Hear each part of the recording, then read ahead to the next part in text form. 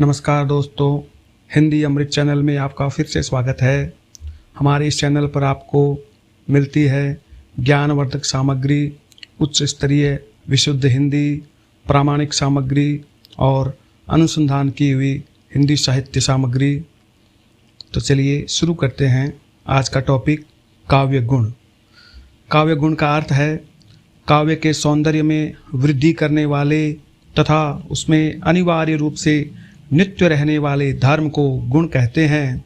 जैसे मनुष्य में उदारता, वीरता और विनम्रता आदि गुण होते हैं, वैसे ही काव्य में भी माधुर्य, ओज व प्रसाद आदि गुण होते हैं। गुण के प्रतिष्ठाता आचार्य वामन हैं। वामन की रीति संबंधी धारणा गुणों पर आधारित है। वामन लिखते हैं, विशिष्टा पद रचना रीति विशेषो गुणात्मा। वामन ने गुण के दो भेद किए, शब्दगत और अर्थगत। शब्द और अर्थ के आधार पर वामन ने गुणों की संख्या 20 मानी है। वामन ने गुणों को काव्य का नित्य धर्म माना तथा अलंकारों को काव्य का अनित्य धर्म कहा। वामन लिखते हैं, काव्य शोभाया कर्तारो धर्मः गुणः। यह काव्यालंकार सूत्रवृत्ति में लिखा है। आचार्य भरत मुनि के अनुसार गुण काव्य सौंदर्य का विधायक तत्व है। भरत मुनि के अनुसार गुण और कुछ नहीं, दोष के विपर्य मात्र हैं। भरत मुनि ने 10 काव्य गुण माने हैं: श्लेष, प्रसाद, समता, समाधि, माधुर्य, ओज, सुकुमारता, अर्थव्यक्ति, उदारता और कांति। आनंदवर्धन, मम्मट व विश्वनाथ ने काव्य गुणों का स्वतंत्र अस्तित्व नहीं माना। आनंदवर्धन ने गुणों को रस का अंग माना है। इन्होंने 3 काव्य गुण माने: ओज, प्रसाद, माधुर्य। मम्मट के अनुसार जैसे शौर्य आदि आत्मा के नित्य धर्म हैं, वैसे ही माधुर्य आदि गुण रस के नित्य धर्म हैं। मम्मट ने भी 3 गुण माने हैं। भरत मुनि, दंडी, रीतिकालीन आचार्य भिखारी दास ने काव्य गुण 10 माने। रीतिकालीन आचार्य देव ने इनमें अनुप्रास और यमक मिलाकर 12 काव्य गुण माने। अग्नि पुराण में 18 काव्य गुण माने गए हैं। आचार्य भोज ने गुणों की संख्या 24 मानी है। कुंतक ने मात्र 2 काव्य गुण माने: औचित्य और सौभाग्य। मम्मट व आनंदवर्धन द्वारा प्रतिपादित 3 गुण सर्वमान्य हैं। काव्य गुण के लक्षण: गुण नित्य होते हैं, गुण भावात्मक होते हैं, गुण रस का उत्कर्ष करते हैं, गुण रस के साधक धर्म हैं। शुक्ल जी ने गुणों को रसाश्रित माना।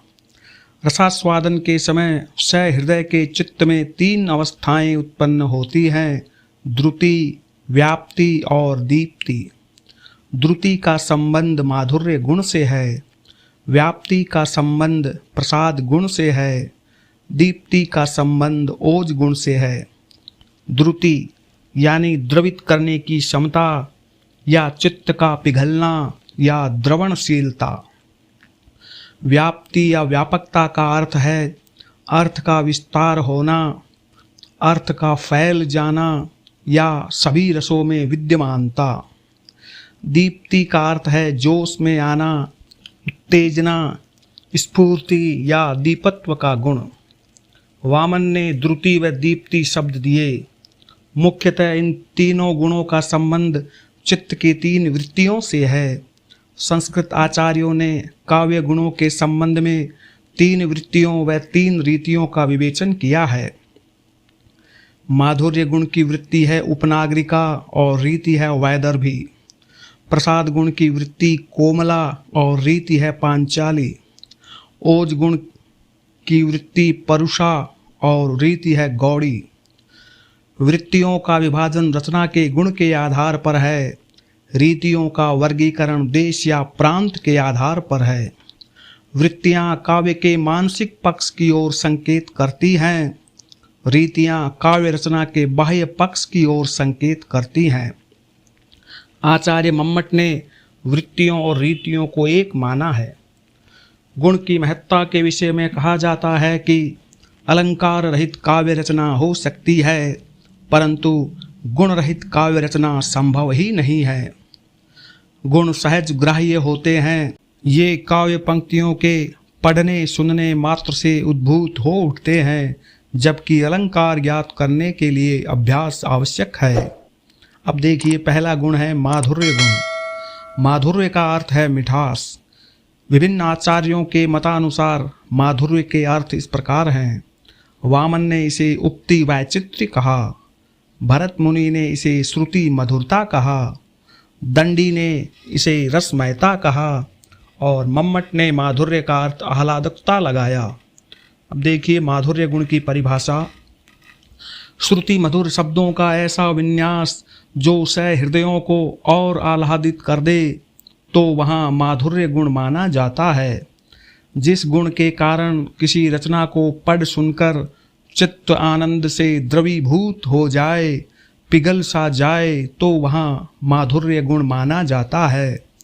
माधुर्य गुण चित्त में द्रुति उत्पन्न करता है। इसका प्रयोग मुख्य रूप से श्रृंगार, शांत व करुण रस में होता है। इसमें लंबे लंबे समास नहीं आते। इसमें ट वर्ग के वर्ण प्रायः नहीं आते और माधुर्य गुण में संयुक्ताक्षरों का प्रायः अभाव होता है। माधुर्य गुण के उदाहरण: बतरस लाल चुलाल की मुरली धरी लुकाए, सौह करे भौहनी हंसे, देन कहे नट जाए।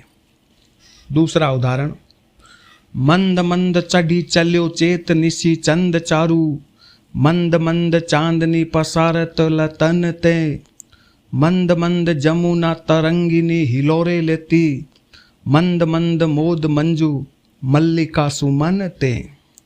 एक और उदाहरण: देखी सुदामा की दीन दशा, करुणा करके करुणा निधि रोए।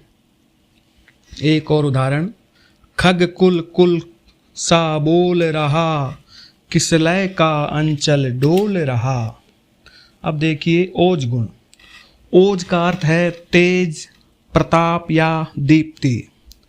काव्य में ऐसा वर्ण विन्यास जो सहृदय में उत्साह, स्फूर्ति, आवेश आदि भाव जागृत कर दे, तो वहाँ ओज गुण माना जाता है। इसमें चित्त का विस्तार होता है। ओज गुण वीर, विभत्स व रौद्र रस में विशेषतः पाया जाता है। इसमें ट वर्ग की प्रधानता होती है। इसमें संयुक्ताक्षरों का आधिक्य होता है। इसमें लंबे लंबे समास आते हैं। इसमें द्वित्व वर्ण आते हैं। इसमें रेफ व रकार का अधिक प्रयोग मिलता है। रेफ किसी वर्ण के ऊपर आधा र और रकार किसी वर्ण के नीचे आधा र। वामन ने ओज की प्रगाढ़ता को स्वीकारा है। आदिकाल में ओज गुण व गौड़ी रीति विशेष प्रभावी रहे। रामचरितमानस का लंका कांड ओज गुण से युक्त है। अब देखिए ओज गुण के उदाहरण: लंगूर लपेटत पटकी भट्ट, जयती राम जय उच्चरत, तुलसी पवन नंदन अटल, युद्ध क्रुद्ध कौतुक करत। यह लंका कांड से है मानस के। दूसरा उदाहरण: हिमाद्रि तुंग श्रृंग से प्रबुद्ध शुद्ध भारती, स्वयं प्रभा समुज्ज्वला स्वतंत्रता पुकारती। यह चंद्रगुप्त नाटक से है प्रसाद जी के। अब देखिए प्रसाद गुण। प्रसाद का अर्थ है प्रसन्नता, खिलना या विकसित होना। ऐसी काव्य रचना जिसको पढ़ते ही अर्थ ग्रहण हो जाता है, तो वहाँ प्रसाद गुण माना जाता है। प्रसाद गुण युक्त काव्य पढ़ते ही अर्थ समझ में आ जाता है, क्योंकि इसमें सरल सहज शब्दावली का प्रयोग होता है। प्रसाद गुण युक्त काव्य को पढ़कर या सुनकर सहृदय का चित्त प्रसन्न हो जाता है, मन खिल जाता है, इसीलिए इसे प्रसाद गुण कहा जाता है। आचार्य मम्मट लिखते हैं, सूखे ईंधन में अग्नि के समान अथवा स्वच्छ वस्त्र में जल के समान जो चित्त में सहसा व्याप्त हो जाता है, वह सभी रसों में रहने वाला प्रसाद गुण कहलाता है। प्रसाद गुण चित्त को व्याप्ति प्रदान करता है। आचार्य भिखारी दास ने प्रसाद गुण का लक्षण इस प्रकार बताया है। मन रोचक अक्षर परय सोहे शिथिल शरीर, गुण प्रसाद जल सुक्ति ज्यों प्रगट अर्थ गंभीर। प्रसाद गुण का प्रयोग सभी रसों में होता है। अब देखिए प्रसाद गुण के उदाहरण। मैया कब हूँ बढ़ेगी चोटी, कितिक बार मोहि दूध पियत भई, यह अजहूँ है छोटी। सूरदास का ये उदाहरण है। दूसरा देखिए, राम सो बड़ो कौन मोसो कौन छोटो, राम सो खरो कौन मोसो कौन खोटो। यह विनय पत्रिका से उदाहरण है। प्रसाद गुण का अगला उदाहरण, वह आता दो टूक कलेजे के करता, पछताता पथ पर आता। यह निराला की भिक्षुक कविता से उदाहरण है। तो हमें उम्मीद है कि आपको हमारा यह प्रयास अच्छा लगा होगा। ऐसे ही अन्य हिंदी विषयक जानकारी के लिए, टॉपिक्स के लिए आप हमारा चैनल सब्सक्राइब ज़रूर करें। धन्यवाद।